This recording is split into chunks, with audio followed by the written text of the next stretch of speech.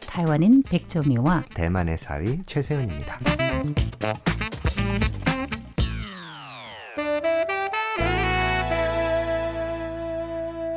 안녕하세요. 대베이 토크 최세은 백조미입니다. 이 얘기를 할까 말까 좀 고민은 좀 했어요. 왜냐면 이게 좀 민감할 수가 있거든요. 예. 우리가 정치와 좀 관련이 된 이야기 한다 그러면은 제가 좀 고민을 하게 되는데, 예컨대 한국에서도 예전에 대통령을 탄핵한다 이런 게 있었잖아요. 예. 타이완에는 대통령 탄핵까지는 아직 없지만 우리 뭐가 있어요? 파면이 있어요. 네. 그래서 이런 이야기를 할까? 그래도 해야 되겠죠? 할 때가 됐습니다. 네네네. 그러니까 우리가 바로 막 뜨거울 때 막 얘기한 거는 아니고 그냥 제3자의 객관적인 시각으로 한번 이 얘기 나눠봤으면 좋겠는데요. 네. 한국에서는 국민소환제라고 하는 거, 우리는 파면제라고 합니다. 그렇죠. 그런데 원래부터 이 선거 제도가 있을 때 민주주의 사회는 당연히 내가 원하는 사람을 뽑고 그래서 이걸 선거라고 하잖아요. 그런데 선거만 있는 게 아니라 우리는 동시에 그 법률에 두 글자가 더 나와요. 파면이에요. 그래서 선거 파면법 5글자. 네. 타이완에서는 보통은 选罢法 선파법이라고 말을 해요.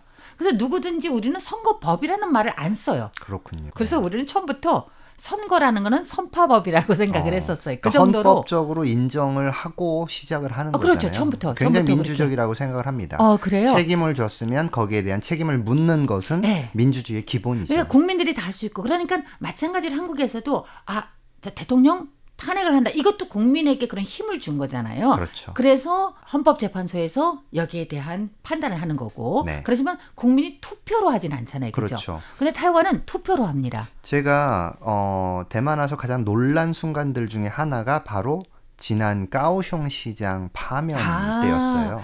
그때 더군다나 정말 열렬했었죠. 시장의 이름이 우리 한국인과 매우 관계가 있는 네. 한국어라는 이름이었기 때문에 네. 더 사람들이 관심이 갔죠. 네, 그분 지금 입법원 원장이에요. 맞습니다. 그분은 그러니까 그런 게 있잖아요. 한국도 저는 비슷하다고 생각을 하는데, 정치 인물이라면은 전 국민이 다 좋아하는 정치 인물 힘듭니다. 그러긴 그거는 어렵죠. 정말 되기가 어려워요. 대통령은 전 국민이 뽑지만 100% 표가 나오지는 않잖아요. 절대로. 네. 그런 것처럼 전 국민이 사랑하는 그런 사람, 그건 불가능하죠. 그런데 원래는 뽑혔는데 이 사람 안 되겠다. 이걸 끌어내린다. 이것도 참 쉽지는 않아요. 대단한 왜냐면 용기가 필요해요. 네, 타이완에서는 그분은 그러니까 지자체장이잖아요. 그런데 국회의원, 한국에서는 국회의원 파면이 없던데요. 국회의원 파면 제도가 없습니다. 그러니까요. 왜 없죠? 그게 지금 문제여서 굉장히 많은 사람들이 이번 대만에서의 그 네. 파면 이거 투표 관련돼서 네네. 많은 의견들을 내셨어요. 그러니까 타이완이 상상 외로 이게 좀 더 오래됐네요. 그 말씀을 드리고 싶은 게, 지금 한국에서 듣고 계시는 분들은 아마 모르시겠지만 대만에서는 부재자 선거라는 게 없습니다. 없어요. 네, 그래서 없어요. 만약에 자기가 투표를 하거나 선거를 하려면 자기의 의사를 표현하기 위해서 자기가 속해 있는 주소지로 가야 합니다. 주소지가 아니라 그게 호적지예요. 이 놀라운 것이 이렇게 호적지로 가서 투표를 해야 되는데도 불구하고 투표율이 어마어마하다는 겁니다. 그렇죠. 맞아요. 한국은 이런 부분에서 굉장히 반성할 게 좀 많아요. 왜요? 사실은 해외에서도 네. 재외국민 투표, 부재자 투표 이래서 어디에서든 전국적으로 다 할 수가 있거든요. 네. 이런 게 보장이 되는데도 불구하고 안 하죠. 네, 제 주변 사람 저도 알아요. 거의 안 해요. 안 합니다. 네, 왜 그러죠? 그 자기의 권리인데. 그렇죠. 그리고 내가 원하는 사람, 네. 이런 사람을 선출하려면 내가 외국에 있어도 네.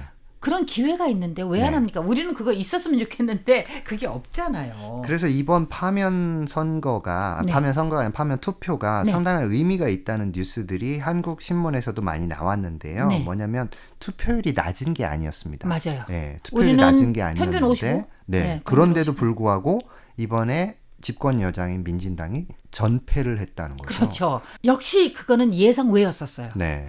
투표하는 그 당일날 제가 평론하고 월요일날 시사 프로에서 또 평론을 하긴 하는데, 지금 상황이 이렇다 저렇다 이런 식으로 해설을 해드리는 거죠. 네. 타이완은 이랬다 저랬다. 그 전에는 된다 안 된다 그 얘기는 안 하지만 우리가 알고 있는 거는 분명히 떨어지는 사람이 있다라는 몇 명은 생각을 있을 했어요. 것이다. 예, 그러니까 최저 네. 한 명은 있고 최저. 약간 낙관적인 여당 분들은 두 자리 숫자라는 얘기까지 했었어요. 근데 어. 두 자리 숫자는 제 생각으로는 그때 저 개인적으로는 이건 불가능해요. 두 자리 숫자는 그렇게 마음대로 되는 건 아니고 하지만 그 중에서도 정말 이 사람은 안 되겠다 해가지고 한두 명 정도는 떨어질 거다라는 생각했는데 너무 의외였어요. 한 네. 명도 안 나온 거예요. 정말 놀랐어요. 그래서 이게 해외에서 네.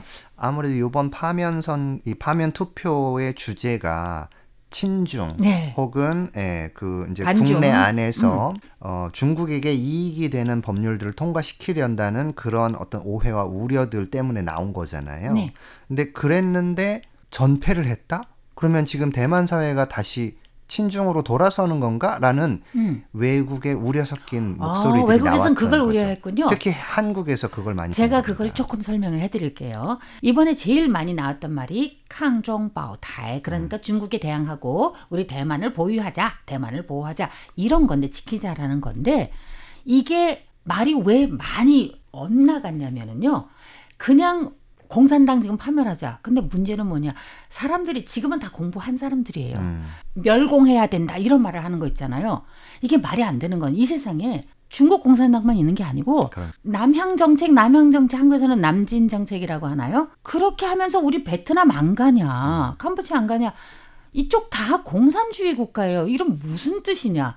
상인들 그쪽으로 가라고 정부에서 밀어내놓고서 중국에서 나와서 그럼 뭡니까? 그러니까 일반 중간층, 우리가 말하는 부동층이 생각하기로는 원래는 반대를 안 했던 사람이, 다시 말해서 원래는 여당을 지지했던 사람이지만 부동층이고 이런 사람들이 생각하기로는 이거는 완전히 우리 농락하는 느낌이다. 어떻게 해서 이렇게 완전 저쪽은 좋은 사람, 이쪽은 나쁜 사람. 그렇죠. 그리고 또 한 가지 이때 실패한 거, 중요한 거. 그러니까 제가 말하는 거는 반중을 한다고 외치지 않으면 무조건 중공 뒷공문이 따라간다. 걔네들 그냥 그렇죠. 거기서 앞에 무릎 꿇다. 이렇게 굉장히 낙인 찍는 효과들이 너무 있었죠. 나쁜 얘기를 많이 했어요. 맞아요. 그러니까 그게 너무 치욕적이에요. 그러니까 저의 느낌은 나는 아무 상관이 없는데 네. 왜 그렇게 우리가 만약에 나와가지고 얘네들은 다 나쁜 애다 이렇게 얘기를 안 하면은 중공하고 똑같은 애다 이렇게 완전 낙인을 찍어버리는데 그렇죠. 그러면 대만에서는 중공 동루런이 훨씬 더 많아져요. 만약 그 사람들의 판단이면. 그래서 그게 진 거예요. 왜냐 네.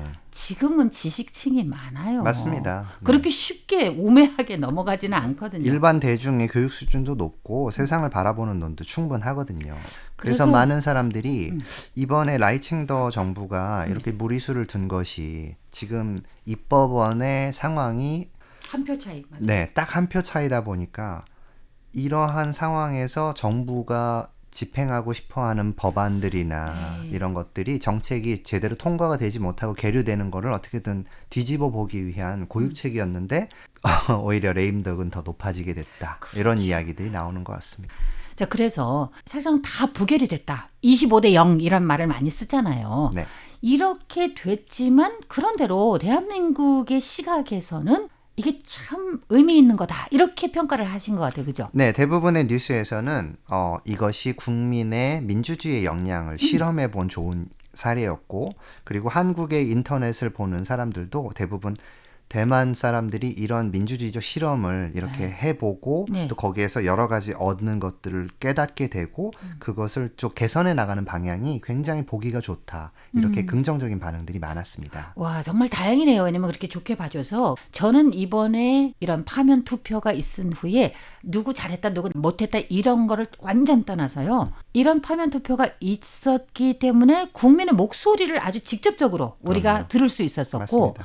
또 하나는 최소한 이런 데에서 내가 파면 투표의 표적이 됐고 내가 거기 대상이 됐다. 앞으로는 정치하는데 굉장히 조심할 것 그럼요. 같아요. 국민의 제가 말한- 감시가 더 네, 강해질 맞아요, 것이고 맞아요. 그러니까 내가 진짜 열심히 말씀하신 대로 국민의 목소리 잘 들어야 되겠다. 나를 한 장 한 장 투표로 네. 뽑아준 사람들이 어떠한 걸 원하는지 이거를 더 열심히 듣고 그러니까 국민의 목소리가 더 앞에 있어야 되지 않을까요? 네. 제 생각으로는. 아시아에서 대만과 한국처럼 이렇게 정치가 시끄러우면서도 또 동시에 정말로 해낼 수 있는 네. 민주주의의 역량이 표현될 수 있는 나라는 두 나라밖에 없습니다. 진짜요. 맞아요. 그걸 그러니까 감사하게 생각해야죠. 유혈 충돌 아니면은 심지어는 쿠데타가 난다든지 이런 게 없이 정치 민주화가 정말 잘 흘러가고 앞으로는 더 밝아질 것 같은 그럴 거라고 그런 생각합니다. 느낌입니다.